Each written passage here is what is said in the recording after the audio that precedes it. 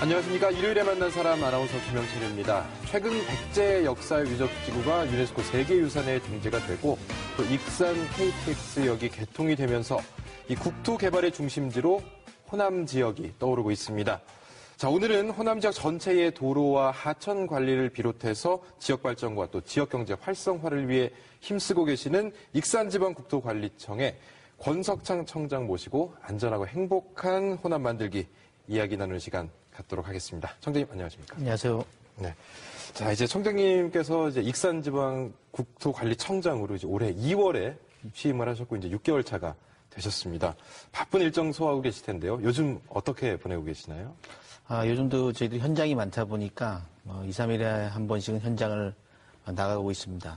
또 최근에 또 태풍도 오고 또 앞으로 이제 홍수와 이런 걸 대비해서 현장을 많이 다니면서 안전한 그 도로와 또 강 그리고 뭐 나머지 저희들이 하고 있는 여러 가지 지역 사업들을 챙기고 있습니다. 예. 하고 있는지 국토관리청에서 어떤 일을 하고 있는지 궁금해하시는 분들도 많을 것 같아요. 많은 분들이 아직 잘 이해를 못 하시는 분들이 많이 예. 있더라고요. 그리고 저희는 국가기관이다 보니까 지방자치단체가 아니고 사실은 지자체 주민들하고 조금 떨어져서 일을 하는 그런 기관입니다. 국토관리청은 이제 전국에 5개가 있는데요. 그중에 익산국토관리청은 전라남북도를 관할을 합니다. 예. 연간 1조 한 4천억 원을 투자를 하고 있는데요. 쉽게 말씀을 드리면 주로 도로, 그리고 하천, 이 2개에 대해서 저희들이 건설하고 관리하는 업무, 그게 주 업무고요. 그 이외에도 산업단지라든가 아니면 지자체에서 제안하는 사업들이라든가 또 지역 지원 사업들이 자그마한 것들이 여러 개 있습니다. 예. 그런 것들을 저희들이 다 관리하고 있습니다. 익산청에 처음 왔을 때 첫인상, 그 분위기 어땠나요? 사실 호남 지역 근무는 처음인데요. 그런데 좀 더 지내다 보니까 이건 또 충청도하고 분위기도 비슷하고요. 예. 또 사투리도 생각보다 많지 않습니다. 네. 그리고 사람들이 좀 굉장히 다정다감하고 한마디로 좀 우리 옛날 뭐 전주가 우리 고도였듯이 예. 사람들이 다 양반이고 젠틀하고 그래서 뭐 전혀 지내는데 전혀 지장이 없고 오히려 참 잘 왔다 이런 생각이 하고 있습니다. 네. 하셨습니다. 예. 그리고 이제 그 익산의 첫 인상이라든지 분위기에 대해서 충청도와 비슷하다 이런 말씀을 하셨는데 고향이 충북 제천이라고 그렇습니다. 들었습니다. 예. 근데 정말 이 호남에 연고 하나 없이 예. 친구 하나 없이 이렇게 오셨는데 그게 업무를 하시는데 어떻게 좀 장점으로 작용하세요? 아니면 좀 어려움으로 작용을 할까요? 저는 그걸 뭐 장점이라고 생각을 합니다. 여기에 친구가 이제 없다 보니까 아무래도 많은 사람들이 저한테는 부탁을 하는 자리인데 예. 아무래도 부탁이 좀 덜 들어오고요. 네. 부탁이 들어왔을 때 뭐 사실은 사람이니까 고민을 안 할 수 없는 건데 그런 부분에 대해서는 좀 자유로울 수 있고요. 또 하나는 정말 친구도 없고 연고도 없는데 여기서 일을 하게 되면 다른 지역 사람들이 와서 이 호남을 위해서 일을 한다. 예. 오히려 좋은 소리를 많이 해줘요. 네.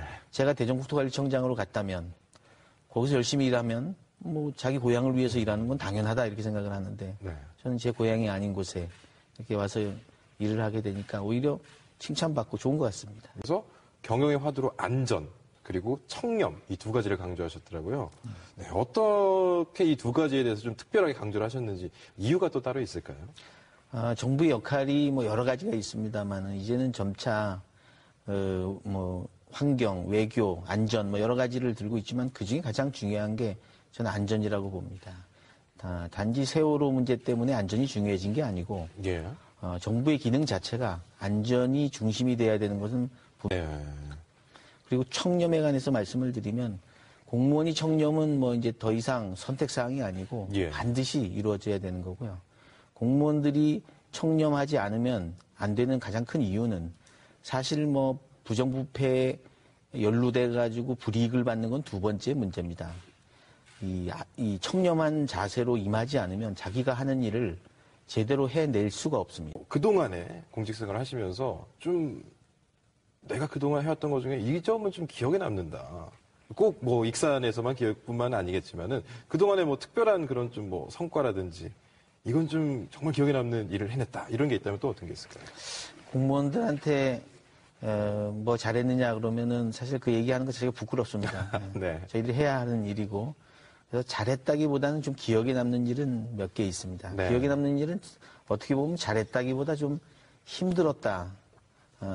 추진하는 데 있어서 여러 가지 역경이 있었다 이런 생각이 들 때가 많이 있습니다. 대표적으로 제일 가까운 사례부터 말씀을 드리면은 지난해 산타페라는 차종에 대해서 예. 연비 부적합 판정을 내린 적이 있습니다. 예, 예. 연비를 자꾸 조금 표기한 것보다 안 나오는 것 같아요. 그래서 조사를 시켰고 그거에 대해서 부적합을 저희 판정을 내려서 소비자한테 이제 돈을 돌려주기도 했습니다.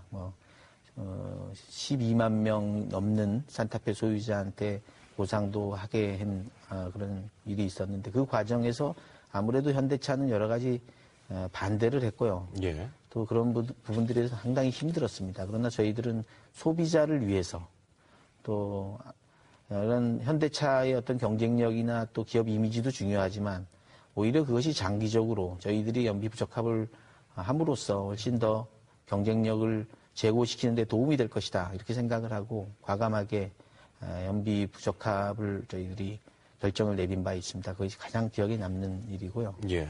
그런데 이제 최근에 이제 빼놓을 수가 없는 얘기가 이제 KTX 익산역. 예, 이제 고속 처리 개통이 됐는데 앞으로 기대되는 효과도 좀 있겠지만 또 효과와 함께 또 걱정되는 부분도 있을 것 같거든요. 어떤 기대와 어떤 걱정을 갖고 계십니까? 일단 익산의 KTX역이 되면서 실제로 이용객이 많이 늘었고요.